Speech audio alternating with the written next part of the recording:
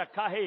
بے شک نبی کریم نے فرمایا بدن میں کوئی حصہ اور نہیں مگر وہ زبان کی تیزی کی شکایت کرتا ہے.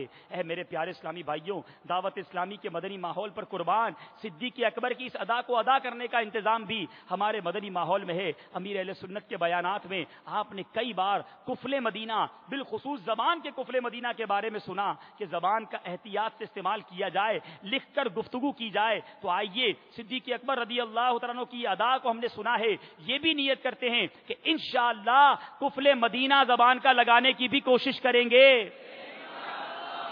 اب آپ کا آخری سفر صدیق اکبر رضی اللہ تعالیٰ عنہ کس وجہ سے آپ کا جو وصال ہوا، علماء لکھتے ہیں کہ سرکار سے شدید محبت تھی. جب پیارے آقا نے دنیا سے پردہ فرمایا تو غم ہجر کی وجہ سے آپ مسلسل کمزور ہوتے رہے.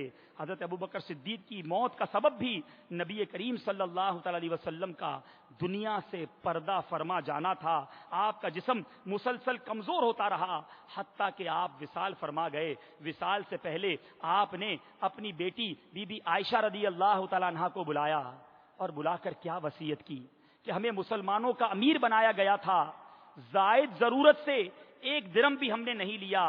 اب ہمارے پاس یہ غلام، اونٹ اور کپڑا ہے. میرے وصال کے بعد یہ سب عمر کے سپرد کر دینا. جب یہ چیزیں حضرت عمر کے پاس پہنچی تو انہوں نے فرمایا اے ابو بکر، اللہ عز و جل آپ پر رحم کرے. آپ نے اپنے بعد والوں کو مشقت میں ڈال دیا، یعنی ایسی تقوی کی مثال قائم کی کہ اب اس کو فالو کرنا بہت مشکل. اے میرے پیارے اسلامی بھائیوں، شان صدیق اکبر دیکھیے. زندگی سرکار کے ساتھ گزاری، اب وصیت کیا کی کہ میرے جنازے کو ایسا کرنا کہ سنہری جالیوں کے پاس لے جانا، سرکار کے دربار میں لے جانا. اگر اندر تدفین کی اجازت مل جائے تو ٹھیک ہے، اور وہاں نہ ملے تو جہاں تم چاہو وہاں دفن کر دینا. چنانچہ راوی لکھتے ہیں صدیق اکبر رضی اللہ تعالیٰ عنہ کے جنازے کو سرکار علیہ الصلوۃ والسلام کی قبر انور کے پاس لے جایا گیا اور وہاں جا کر یہ کہا گیا السلام علیک یا رسول اللہ، ھذا ابو بکر بالباب یا رسول اللہ. یہ ابو بکر دروازے پر حاضر ہے. چنانچہ دروازہ کھل گیا اور آواز آئی ادخلوا الحبیب الی الحبیب، دوست کو دوست کے ساتھ ملا دو.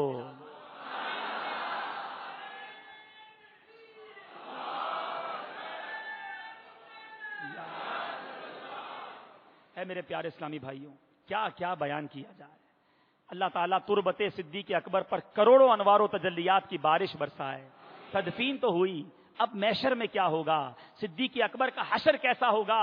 اللہ اکبر. ترمذی شریف کی حدیث ہے، میرے آقا فرماتے اے ابو بکر، میرے تم غار میں بھی ساتھی ہو اور حوض کوثر پر بھی میرے ساتھی ہوگے. ایک اور حدیث پاک میں پیارے آقا علیہ الصلوۃ والسلام نے فرمایا حضرت جبریل میرے پاس آئے اور میرا ہاتھ پکڑ کر مجھے جنت کا دروازہ دکھایا جہاں سے میری امت داخل ہوگی. ابو بکر صدیق عرض کرتے ہیں یا رسول اللہ، میں چاہتا ہوں میں بھی آپ کے ساتھ ہوں تاکہ آپ کی زیارت سے لطف اندوز ہو سکوں. قربان جائیے. مصطفیٰ کریم ارشاد فرماتے ہیں اے ابو بکر، تم میری امت میں سب سے پہلے جنت میں داخل ہوگے.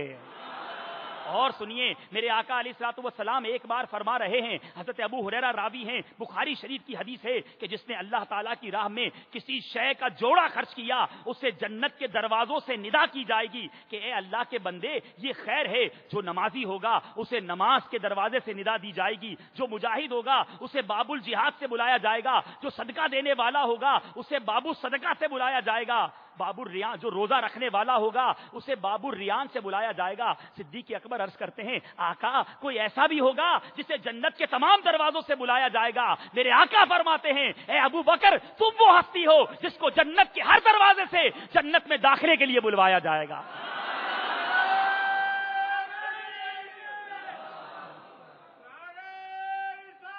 یا رسول اللہ. اے میرے پیارے اور محترم اسلامی بھائیوں، صدیق اکبر رضی اللہ تعالیٰ عنہ وہ ہیں کہ جو آج بھی سرکار علیہ الصلوۃ والسلام کے ساتھ مزار پر انوار میں حاضر ہیں.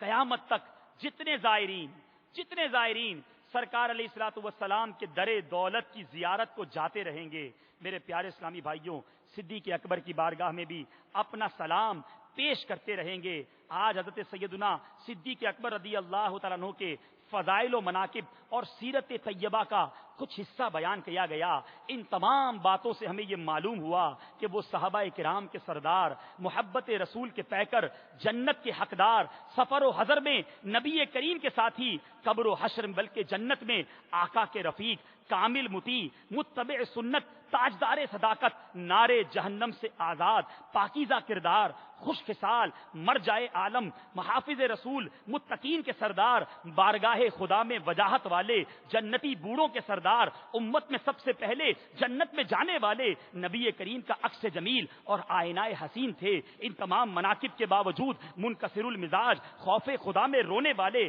کثرت سے تلاوت قرآن کرنے والے، زہد و تقوی کے پیکر، حلم کے منبع، سخاوت کے دریا، اسلام کے اولین خطیب، راہ خدا میں مشقتیں اٹھانے والے، محبوب کریم کے پیارے، دین کے لیے سختیاں جھیلنے والے اور حبیب خدا کی تعلیمات عام کرنے کے لیے بڑی قربانیاں دینے والے تھے۔ یقیناً آپ کی زندگی ہمارے لیے ایک اعلیٰ نمونہ ہے اور آپ کی سیرت ایک لایہ عمل ہے۔ ان کی محبت و عقیدت کا تقاضا بھی یہی ہے کہ ہماری زندگیاں ان کی سیرت کے سانچے میں ڈھل جائیں اور ہمارے کردار میں محبت صدیقی کی جھلک نظر آئے اور ہمارے اعمال و افعال سیرت صدیقی کا آئینہ بن جائیں۔ اللہ تبارک و تعالیٰ کی بارگاہ میں دعا ہے کہ اپنے پیارے حبیب صلی اللہ تعالی علیہ وسلم کے اور ان صحابہ کرام کی اور ان کے غلاموں کی سچی محبت عقیدت ہمیں عطا فرمائے اور ان کی سیرت پر چلنے کی توفیق عطا فرمائے اور بروز قیامت ان سب کی نظر رحمت سے ہم سب کو بہرہ مند فرمائے۔ اے میرے پیارے اسلامی بھائیوں،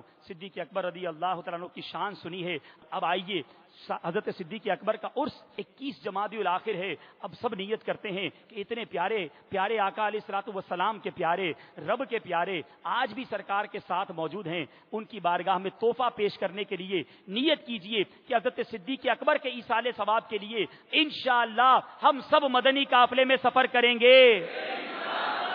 بالخصوص میرے وہ اسلامی بھائی جو اسٹوڈنٹس ہیں، 30 دن کے لیے، 12 دن کے لیے، 3 دن کے لیے، تربیتی کورس کے لیے، مدنی قافلہ کورس کے لیے آج نیت کیجئے اور صدیق اکبر رضی اللہ تعالیٰ عنہ کی بارگاہ میں تحفہ پیش کیجئے۔ تو انشاءاللہ سب نیت کرتے ہیں کہ مدنی قافلوں میں سفر کریں گے۔